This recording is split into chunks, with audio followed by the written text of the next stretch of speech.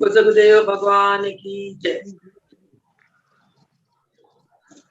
योग योगेश्वर महाप्रभु रामलाल जी, योग मार्तंड मुक्तेश्वर भगवान, हम सभी के प्राणाधार सत्संग स्वामी देवीदास महाराज जी के पावन कीर्ति चरण कमलों में साष्टांग प्रणाम करते हुए आइए आज का सत्संग आरंभ करते हैं।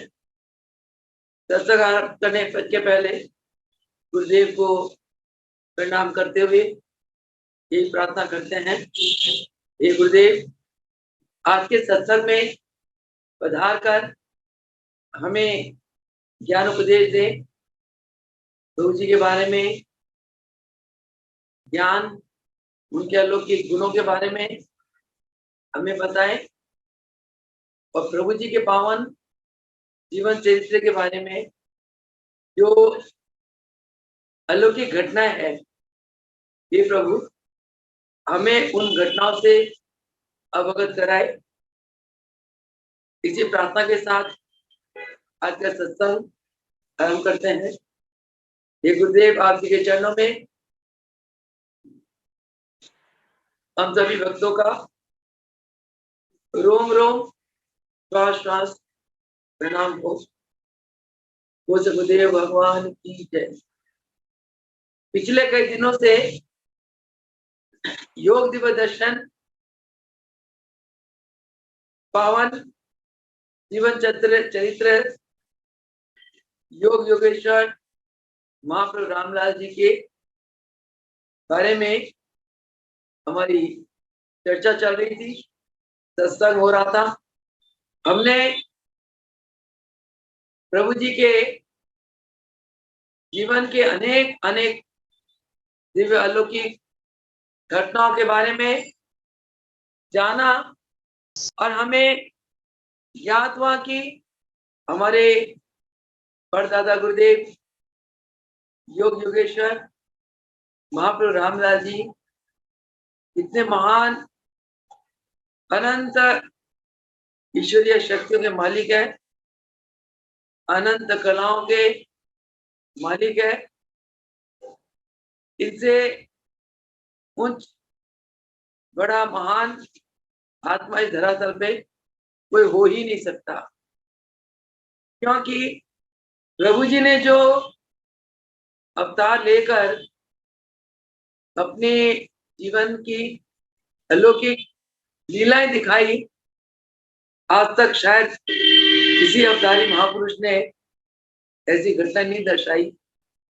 इतिहास में हमने कभी नहीं सुना कि किसी महापुरुष ने एक समय में कई शरीर धारण किए हो, या आकाश में उड़ने की अद्वितीय शक्ति रखी हो, या सवाई के गुफा बंद करके उस गुफा से छोटे से छिद्र के बीच में से निकलकर आकाश गमन कर गए हो।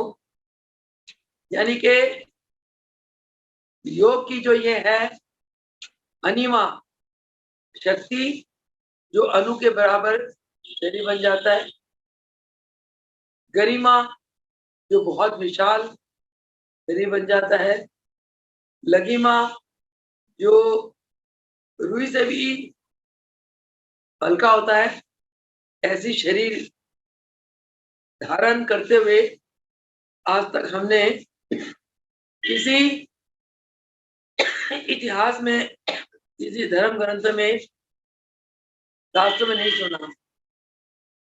किसी युग को ले लो, ऐसे अद्वितीय ईश्वरीय कलाओं को हरण करने वाले आज तक कोई अवतार नहीं हुए। ये महाप्रभु रामलाल जी असाधारण ईश्वरीय शक्तियों के मालिक है, और इन्होंने हम बच्चों के लिए नर तन धारण किया। हम बच्चों को योग के मार्ग दिखाने के लिए, योग के मार्ग के द्वारा परमात्मा की प्राप्ति के लिए हमारे पर प्रभु जी ने अथाह उपकार की। वही रामलाल प्रभु जी ने उनके जो भगवान का रूप लिया, संसार का कल्याण किया। फिर वही रामलाल प्रभु जी ने देवीदास भगवान जी के रूप में सबका कल्याण किया। तो ऐसे महाप्रभु का नाम लेना करोड़ों जन्मों के पाप तापों से महाप्रभु जी के जीवन की गाथाओं का पुराणवाद करना, ये अति उत्तम, अति कल्याणकारी, अति शुभ कार्य है। तो आइए, पिछले कई दिनों से गुरुदेव की कृपा से हम लोग महाप्रभु रामलाल जी के जीवन जैसे कि अलौकिक घटना के बारे में हमारा सत्संग चल रहा था। आज इस कड़ी को आगे बढ़ाते हुए हम करते हैं भविष्यवाणी का दूसरे भाग की चर्चा। पिछले प्रवचन में प्रभु जी ने भविष्यवाणी की पहली भाग की के बारे में सत्संग करवाया, जिसमें जिस सत्संग से हमने जाना कि महर्षि काकभूषुंड जी ने त्रेता युग में रामलाल प्रभु जी के पावन जीवन चरित्र पर जो भी भविष्यवाणी की थी, एक एक शब्द सत निकला। और त्रेता युग में कही हुई एक एक वाणी हमने देखा कलयुग में रामलाल प्रभु जी के जीवन में इतना हर्ष होता है कि हमारे प्रभु जी इतनी महान शक्ति के मालिक, यानी कि साक्षात भगवान, जिनके बारे में त्रेता युग में ही भविष्यवाणी हो गई थी और कलयुग में ये सब घटना घटित हुई। आइए देखते हैं काकभूषुंड जी ने दूसरे भाग में क्या क्या भविष्यवाणी की।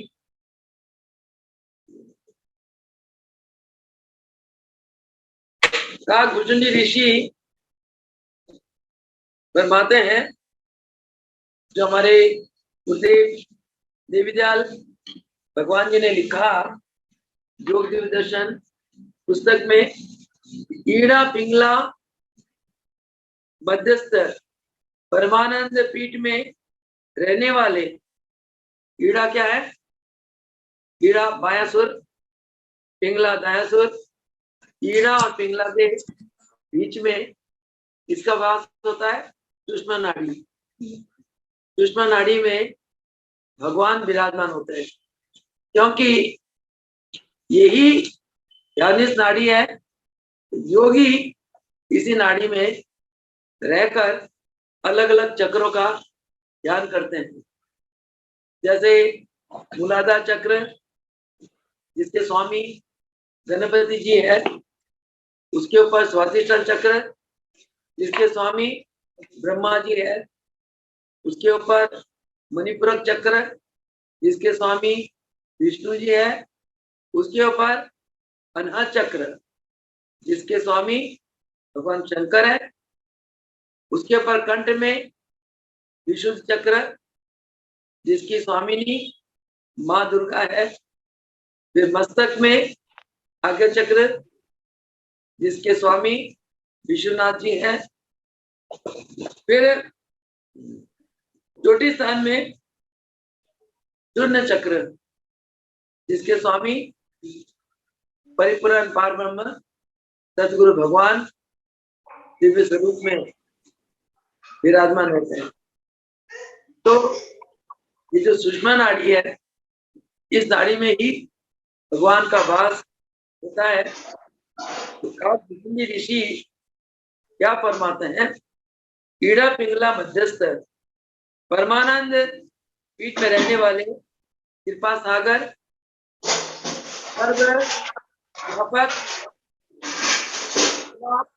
सर्व जगत के रूप में प्रकट होने वाले उत्तम भक्तों के मन सरोज में उपस्थित ज्योति रूप आदि अंतरहित परमेश्वर की प्रार्थना कर यथार्थ नित्य में सर्वदा स्थित एक महापुरुष का जातक फल में द्वितीय भाग का कथन करता हूं। महर्षि काकभूषुंडी जी इस प्रकार कथन करते हैं। प्रभु जी की जन्म कुंडली दर्शाते हैं। जन्म कुंडली के अनुसार काकभूषुंडी जी फरमाते हैं कि इस प्रकार के ग्रह स्थिति में सर्वाधारी नामक वर्ष में, जो वर्ष सभी वर्षों का आधार है, प्रभु जी ने अवतार में वर्ष लिया, वो वर्ष भी बहुत महान वर्ष लिया। चैत्र शुक्ल नवमी वाले दिन, रामनवमी जिसको कहते हैं हम, गुरुवार को पूर्ण वसु नक्षत्र, वो दिन का जो नक्षत्र बहुत अच्छे स्थान पर है। युग वृषभ लगन में सूरज उगने के एक घड़ी 56 पर, यानी कि 6:56 पर इनका जन्म होगा। ऐसा ही हुआ। आपको हमको सबको पता है, रामनवमी वाले दिन महाप्रभु जी प्रातः बेला ब्रह्म मुहूर्त के समय दिन होते हैं। इनका शुभ नाम रामलाल होगा। देखो कितनी ताज्जुब की बात है। त्रेता युग में महर्षि काकभूषुंडी जी भविष्यवाणी करते, तभी पता है भगवान को कि मेरा नाम रामलाल होगा। इनके पिताजी का नाम गंडाराम होगा और माता जी का नाम भागवती देवी होगी। वही हुआ, ये तो प्रत्यक्ष प्रमाण है। आगे वो लिखते हैं, इनके जन्म के पश्चात 2.5 वर्ष के अंतर इनकी माता अस्वस्थ होंगी। उसके बाद स्वस्थ होकर परिवार में सुख का संचार होगा। इनके माता पिता का नाम सदैव काल के लिए प्रसिद्ध होगा। देखो, जब से प्रभु जी ने अवतार लिया सन 1888 में, तब से लेके आज तक पूरे संसार में प्रभु जी का नाम रोशन है। और प्रभु जी के नाम के साथ इनके माता पिता का नाम भी चमकता है। प्रभु जी की जीवनी आते हम सभी क्या कहते हैं, प्रभु जी के पिता कौन थे? गंडाराम जी बहुत प्रकांड ज्योतिषी थे, वो विद्वान थे। माता बहुत ही ज्यादा धर्मपरायण देवी थी। माता का नाम भागवती जी। तो भगवती जी का गंडाराम जी का नाम तब से लेके, जब से प्रभु जी ने अवतार लिया, तब से लेके आज तक सूरज चांद सितारों की तरह चमक रहा है। इससे माता पिता अपने आप को बहुत सौभाग्यशाली मानेंगे कि हमारे कुख से एक ईश्वर ने अवतार लिया। क्योंकि पंडित गंडाराम जी, माता भागवती जी बहुत ही भगवान की भक्ति करते थे। उनकी भक्ति पे प्रसन्न होकर भगवान ने खुद उनके कोख से जन्म लिया और इनका नाम रामलाल हुआ। आगे महर्षि बोलते हैं, बच्चात के 2.5 वर्ष में समझ न आने वाले बालेंदु की कांति दिन प्रतिदिन चमकते जाएंगे, ओजस्वी तेजस्वी होकर दिन प्रतिदिन बढ़ते जाएंगे। उस समय परिवार वालों को क्या पता था ये कितने महान हस्ती के मालिक है। फिर प्रभु जी जब 5 वर्ष के होंगे तब विद्यार्जन करेंगे, वो भी हमने देखा। 5 वर्ष की आयु में इनके पिताजी ने इन्हें विद्यार्जन के लिए भेजा। इसके बाद कुटुंब की चारों तरफ से बहुत होती जाएगी, हर प्रकार से कुटुंब का वृद्धि होगा और कुटुंब का उन्नत होगा। इसका कारण यही है, इस कुटुंब में, इस परिवार में एक महान ईश्वरीय सत्ता ने नर रूप में अवतार लिया। पश्चात के 2.5 वर्ष में जैसे मधु की प्रवृत्ति होती है, यानी कि मधुमक्खियां यदि मधु की तरफ आकर्षित होती है, उसी प्रकार सत्य स्वरूप को पाने के लिए इनके अंदर आकर्षण पैदा होगा। यानी कि छोटी सी उम्र में इनके अंदर एक ऐसी जिज्ञासा आएगी कि मैंने सत्य स्वरूप को जानना है। वो स्वरूप हम आपके सभी के अंदर है, परंतु जब तक हमारे अंदर लगन नहीं होगी, हम अभ्यास नहीं करेंगे, साधना नहीं करेंगे, तब तक हम अपने सत्स्वरूप को नहीं जान सकते। प्रभु जी को पहले काल में ही ये लगन लग गई कि मैंने सत्स्वरूप को जानना है और उसी में ही स्थित होना है। उसके बाद ऐसे महाप्रभु जी जब 10 वर्ष की आयु में आए, तो जैसे माता पार्वती ने दक्षिण के ज्ञान संबंधी मूर्ति नामक महापुरुष को अमृत पिलाकर कृतार्थ किया था, उसी प्रकार इनको भी दैविक कृपा प्राप्त होकर तत्व ज्ञान अर्जन में इनकी बुद्धि पवित्र होगी। अब ये तत्व ज्ञान को प्राप्त करने की तरफ आगे बढ़ेंगे। तत्व ज्ञान क्या है कि जो सृष्टि है, जो संसार है, जो मनुष्य है, इसका आधार क्या है, इसका तत्व क्या है, असली ज्ञान क्या है, वो आधारभूत शक्ति क्या है, उसी को तत्व ज्ञान कहते हैं। उस ज्ञान को पाने की ओर इनकी प्रवृत्ति होगी। छोटी सी आयु में माता पिता के अधीन रहते हुए स्वतंत्र व्यक्ति की तरह अपना जीवन निर्वाह करेंगे।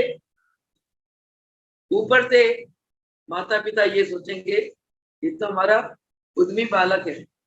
जैसे भगवान कृष्ण ने इतनी ईश्वर शक्ति के मालिक होते हुए बाल्यकाल में उद्यमी बच्चे की तरह कभी मटकी फोड़ देना, कभी मक्खन चुरा लेना, दही चुरा कर खा लेना, गोपियों के घर में जाकर दुनिया भर के उत्पात मचाना, माँ यशोदा डांटती थी और माँ के आगे भोला वाला बन जाना, इस प्रकार की लीलाएं करी भगवान कृष्ण ने। कुछ लीलाएं बाल्यकाल में महाप्रभु रामलाल जी ने अपने परिवार को दर्शाया। आगे महर्षि जी कहते हैं, पश्चात के 2.5 वर्ष में स्वयं भगवान ही गुरु रूप में आकर इन्हें उपदेश देंगे। हमने पाया जीवनी में कि नेपाल के आगे कुंजेश्वरी देवी से और 13-14 किलोमीटर आगे महाप्रभु रामलाल जी भेंट महाअवतार बाबा से हुई। वो साक्षात भगवान है, वो अजन्मा है, जन्म मृत्यु से रहित है।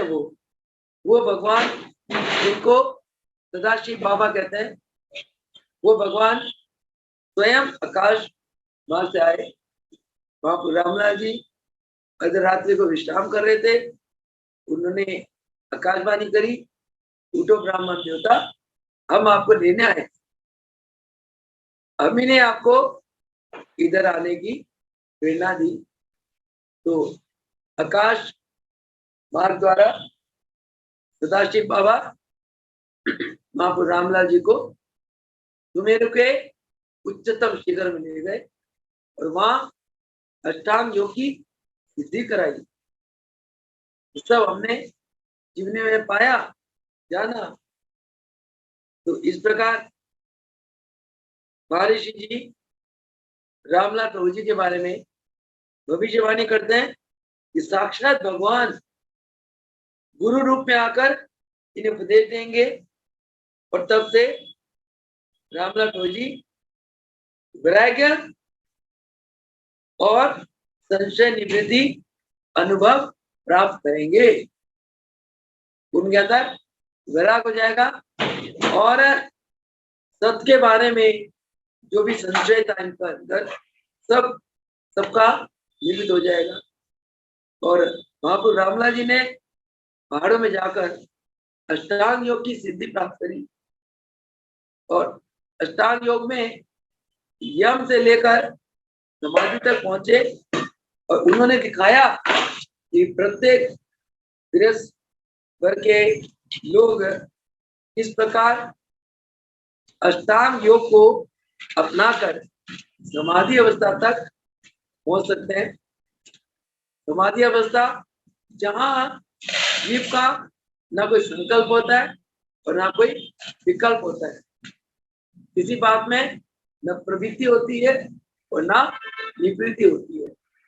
एक शून्य अवस्था में, एक मुक्त अवस्था में वो जीव पहुंच जाता है, उसको समाधि सम आदि अवस्था, सम अवस्था, जिस अवस्था में चित्त के वृत्तियों का पूर्णता विरोध हो जाता है, ऐसी अवस्था महाप्रभु जी ने प्राप्त करी और ऐसी अवस्था में पूर्ण वैराग्य अवस्था में थे प्रभु जी। और प्रभु जी की ऐसी अवस्था माता पिता को बहुत कष्ट, अवस्था से माता पिता को कष्ट होगा। तो कोई माता पिता नहीं चाहता है छोटी सी उम्र में मेरा बेटा साधु बन जाए तो वैराग हो जाए। माँ बाप तो ये चाहते हैं मेरा बेटा संसार में रहे, विवाहित जीवन जिए, संसार के कर्म करे, परंतु प्रभु जी तो ऊपर से तो उनके पुत्र थे, परंतु वो भगवान थे और संसार के कल्याण के लिए प्रभु जी ने अवतार लिया। आगे बताते हैं कि जब माता पिता ने देखा कि हमारा पुत्र तो बिल्कुल वैराग में है, इनको संसार के बंधन में पालने के लिए उन्होंने एक योजना रची। क्या? जैसे आप लोग भी करते हो, अगर आप देखते हो कि आपका बेटा इधर से भाग रहा है, आप सोचते हैं चलो इसकी शादी कर दें और गृहस्थ परिवार में बन जाएगा, फिर तो निकल नहीं पाएगा। माता पिता ने यही सोचा कि इसको राम का हम विवाह कर देते हैं और इनको संसार बंधन में बांध देते हैं। और इनके लिए उन्होंने एक देवी ढूंढी जिनका नाम सुभद्रा या बालको रहा। इस घटना का भविष्यवाणी त्रेता युग में महर्षि काकभूषण जी ने पहले ही कर दी थी। माता पिता इन्हें संसारिक बंधन में बांधने के लिए इनका विवाह संस्कार करेंगे और इनकी पत्नी का नाम बालकौर और सुभद्रा होगा। इसके बाद विवाह के बाद भी प्रथम की भांति गुरु उपदेश के समय जो कुछ भगवान ने आज्ञा दी थी, उस आज्ञा के अनुसार योग में प्रवृत्त होंगे और तपस्या करेंगे। पहाड़ों में सुमेर पर्वत ने सदाशिव बाबा ने जो इनको गुरु दीक्षा के समय उपदेश दिया था, उसी उपदेश में का पालन करेंगे और उसी योग की प्रवृत्ति में और तपस्या में लगे रहेंगे। इनको फर्क नहीं पड़ेगा विवाह के बाद भी। ऐसा महर्षि जी ने भविष्यवाणी की। आगे वो फरमाते हैं, धर्म पत्नी की उपस्थिति में भी इमली जैसे छिलके के साथ चिपक रहती है, इसी प्रकार संसार में ये निर्लेप रहेंगे। कोई हुआ, प्रभु जी ने कोई संतान उत्पत्ति नहीं करी, बस माता पिता के आज्ञा के अनुसार विवाह हो गया। उनकी धर्मपत्नी का नाम सुभद्रा और बालकोर दोनों था। और फिर भी अपने गृह जीवन में ध्यान ना देते हुए केवल प्रभु भक्ति और योग में अपने ध्यान को लगाए रखा। और संसार में जैसे पानी में कमल का फूल निर्लेप रहता है, प्रभु जी संसार में निर्लेप रहे। संसारिक बंधन उन्हें बांध नहीं सकी, क्योंकि वो अवतारी पुरुष थे। उन्होंने तो लीला करने के लिए नर्तन धारण किया। जी मानते हैं कि जब माता पिता देखेंगे मेरा पुत्र तो के बाद भी संसार में निर्लेप है, दिन रात ध्यान तपस्या साधन में लगा हुआ, इससे माता पिता के हृदय में विशेष क्लेश होगा और माता पिता का शरीर थोड़ा जलेगा। इतने में उनका पिता का स्वर्गवास होगा। पढ़ाई था पहला अध्याय में 20 वर्ष की आयु में इनके पिता का स्वर्गवास होता है और 30 वर्ष की आयु सच निकली। हमारी चीजें कहते हैं कि इनके पिता का स्वर्गवास होगा। के बाद सुबह सुबह के होते भी बड़ों का सत्संग और पुण्य स्थानों की यात्रा इनको प्राप्त होगी। हमने प्रभु जी के जीवन चरित्र में पाया है, जाना है कि प्रभु जी ने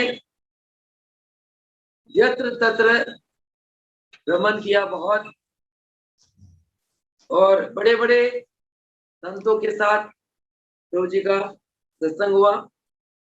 आगे वो लिखते हैं, पीछे के 2.5 वर्ष के तप स्थान में अधिकारी महापुरुषों की गंदी प्राप्त होगी। बहुत बड़े बड़े महापुरुष इनके शरण में आएंगे और अनेक मनुष्य इनके आश्रित होकर इनकी सेवा करेंगे। हमने देखा इस प्रकार हरिहरानंद जी, दंडी स्वामी, मुकराम, कृष्णानंद, हमारे मुल्केश्वर भगवान और सवाई वाले चंद्रमोहन जी, नरसिंह मूर्ति जी, इन्होंने किस प्रकार प्रभु जी के सेवा करी, उन्होंने कृपा आशीर्वाद प्राप्त किया। द्रौपदी देवी जी, ऋषि देवी जी, उन्होंने भी प्रभु जी की बहुत सेवा करी। अनेक मनुष्य इनके शरण में आकर इनकी सेवा करेंगे और जीवों को ज्ञान उपदेश देते हुए जगह जगह भ्रमण करेंगे। प्रभु जी ने अनेक अनेक जीवों को ज्ञान उपदेश देते हुए अनेक स्थानों पे भ्रमण करते रहेंगे। पश्चात के 2.5 वर्ष में प्रभु जी की ख्याति और बढ़ेगी और गृहस्थ के संबंध को त्याग कर यत्र तत्र गमन करेंगे। और ऐसा ही हुआ। पश्चात के 2.5 वर्ष में इनकी माता का शरीर अस्वस्थ होगा और तपस्या में इनको विशेष सिद्धि प्राप्त होगी। उन सिद्धि के प्रभाव से अपने को छोड़कर दूसरों को भी महान उपयोग व लाभ प्राप्त कराएंगे। इतने में उनकी माता का स्वर्गवास होगा। माता के स्वर्गवास के बाद प्रभु जी की इस योग मार्ग में विशेष अनुकूलता बढ़ेगी, अधिक अधिक सम्मान मिलेगा, संसार इनकी पूजा करेगी। उसके बाद माता के स्वर्गवास के बाद प्रभु जी निर्विकल्प समाधि का अभ्यास करेंगे। अथक समाधि, निर्विकल्प, बिना कल्प, बिना संकल्प विकल्प के शून्य समाधि जिसको कहते हैं। बहुत मुश्किल से ये अवस्था की प्राप्ति होती है कि प्रभु जी निर्विकल्प समाधि का अभ्यास करेंगे और भूमि तथा जल में प्रभु जी जल में भी समाधि होंगे और भूमि में भी समाधि होंगे। इनकी यश कीर्ति दिन प्रतिदिन बढ़ती चली जाएगी। आगे महर्षि क्या फरमाते हैं? फिर के 2.5 वर्ष में इस प्रकार अभ्यास करके अष्ट सिद्धियों को प्राप्त करेंगे और ईश्वर के साक्षात्कार करेंगे। अष्ट सिद्धियों के प्राप्त करने के बाद इन्हें ईश्वर का साक्षात्कार होगा। उसके बाद उसके 2.5 वर्ष में इनकी महिमा पहले से बढ़ेगी रामलाल प्रभु जी के, और एक ही समय में अनेक शरीर धारण करने की अद्वितीय शक्ति प्राप्त होगी। अब यहाँ से सोचो, हमारे प्रभु जी इतने महान शक्ति के मालिक है और वो हमारे ऊपर उनका छाया की तरह हमारे सिर पर उनका हाथ होता है। आप सोच सकते हो कि संसार में कोई ताकत है जो हमारा बाल बांका कर सके? जब तक प्रभु जी का हाथ अपने सिर पर हो, तो प्रभु जी का हाथ सिर पर कैसे हो सकता है? कब होगा? जब हम उनकी आज्ञा का पालन करते हुए योग अभ्यास करेंगे, उनके कार्यों को करेंगे जिस प्रकार उन्होंने योग का प्रचार प्रसार और दुखियों को सुख पहुंचाया, शांत मृदुल प्रेम स्वरूप वहां में रहे। हम भी अगर ऐसे रहते हैं तो प्रभु जी की कृपा हमसे दूर नहीं। इसीलिए हमें सुबह शाम दोपहर 24 घंटे एक ही मंत्र का जाप करो, ओम नमो प्रभु रामलाल जी पार ब्रह्म। हे रामलाल प्रभु, हे मेरे इष्ट, हे मेरे भगवान, आप पारम भगवान है। मैं बार बार आपके चरणों में प्रणाम करता हूँ। ये मंत्र जो जीव जाप करता है सभी कष्टों से क्लेशों से वो मुक्त हो जाता है। प्रत्यक्ष देखने में आया। मुकेश्वर भगवान ने इस मंत्र को का जन्म दिया, प्रचार प्रसार करा। देवीदयाल भगवान ने इस कार्य में 4 चांद लगा दिए। अरे भगत को आज्ञा दी, ये शरीर गवाह है।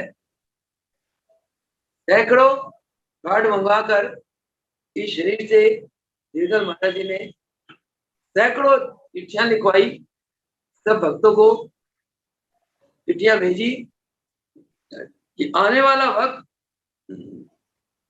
घोर कलयुग वाला होने वाला है, बहुत भयानक वक्त आने वाला होगा।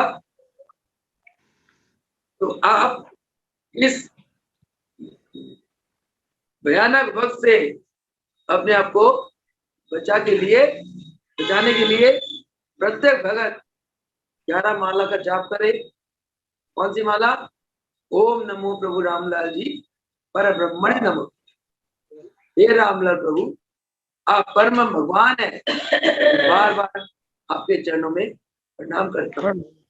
प्रभु जी के नाम लेते ही आपके सारे ग्रह आपके अनुकूल हो जाते हैं। 33 कोटि देवी देवता आपके कारज करते हैं, आपके अंग संग सहायक होता है, आपका दुश्मन भी आपका मित्र बन जाता है। प्रभु जी के नाम जाप में इतना महानता है। तो इसके बाद महर्षि जी फरमाते हैं कि पश्चात के कई वर्ष में इनकी सिद्धियां विशेष रूप से बढ़ेगी।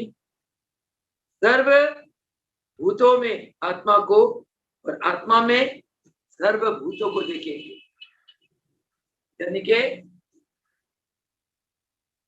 सर्वभूत भूत यानी कि जितने ये पंचभूत से बना हुआ शरीर है, अग्नि, वायु, आकाश, पृथ्वी और जल, ये पंचभूतों से, पंच तत्वों से बना हुआ शरीर है। इस शरीर के अंदर उन्हें आत्मा के दर्शन होंगे। ऐसी एक उनके अंदर ईश्वर शक्ति प्रवेश करेगी और आत्मा में सभी भूतों के दर्शन करेंगे।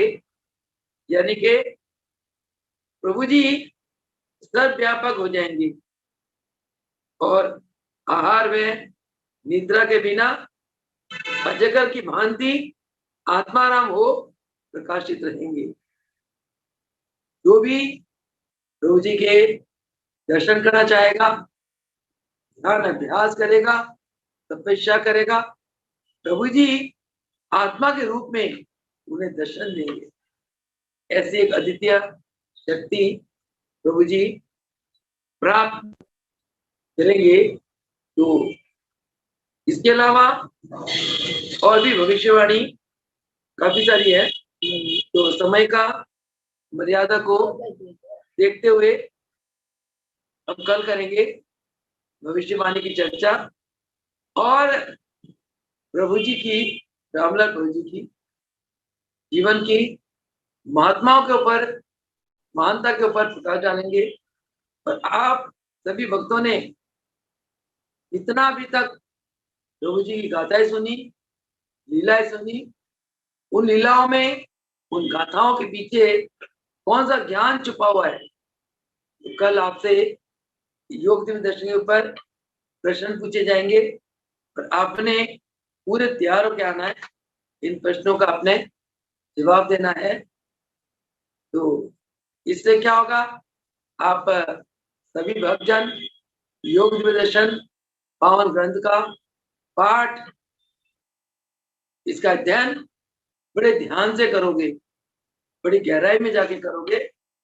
जितना इस महान ग्रंथ के पठन पाठन को आप गहराई से करोगे, उतना ही आपके हृदय की गहराई में प्रभु जी का वास होगा और आपको उसका पूर्ण लाभ मिलेगा। जहाँ प्रभु जी का वास होता है, वहां से अज्ञानता, अंधकार, दुख, क्लेश, अशांति सब वहां से दूर चले जाते हैं। इसलिए इससे क्या होगा, आपके जीवन में शांति आएगी, आनंद आएगा और आप जीवन को एक सुंदर ढंग से दिव्यता के साथ अपने जीवन को जी पाओगे। तो यही हमारे गुरुदेव का इस धरातल में आने का उद्देश्य है कि सबको सुख पहुंचाना, सबको दुखों से मुक्त करना, सबको आनंदित बनाना, आनंदित रखना और सबका जीवन दिव्य बनाना। इसीलिए हमारे गुरुदेव ने अवतार लिया और योग के मार्ग को चुना। योग के द्वारा योग एक भारत की प्राचीनतम पुरातन विद्या है। इस योग को पाने के लिए संत जन संसार छोड़कर जंगलों में चले जाया करते थे, परंतु धन्य है महाप्रभु रामलाल जी, जिन्होंने योग जैसे इतने महान ज्ञान को घरों में ही बांट दिया, गृहस्थियों को योगी बना दिया। प्रत्येक गृहस्थ के अंदर प्रभु जी ने योग की गंगा बहा दी और गृहस्थ नर नारियों को योग सिखाकर उन्हें योग का उपदेश देकर योग मार्ग में आरूढ़ रखा। ऐसे महाप्रभु को बार बार कोटिश कोटिश वंदन हो। उन्हीं का स्वरूप दादा गुरुदेव मुकेश भगवान को वंदन हो। उन्हीं के स्वरूप हमारे प्राणाधार गुरुदेव स्वामी देवीदास महाराज जी को वंदन हो। इन्हीं शब्दों के साथ आज की सत्संग को यही समाप्त करते हैं। समय हो गया है और चालीसा का गायन होगा और उसके बाद हम इस सत्संग का विसर्जन करेंगे। वो सगुदेव भगवान की जय। बोलो योगेश्वर महाप्रभु रामलाल जी की जय हो। मुल्केश्वर भगवान की जय हो। भगवान की जय हो।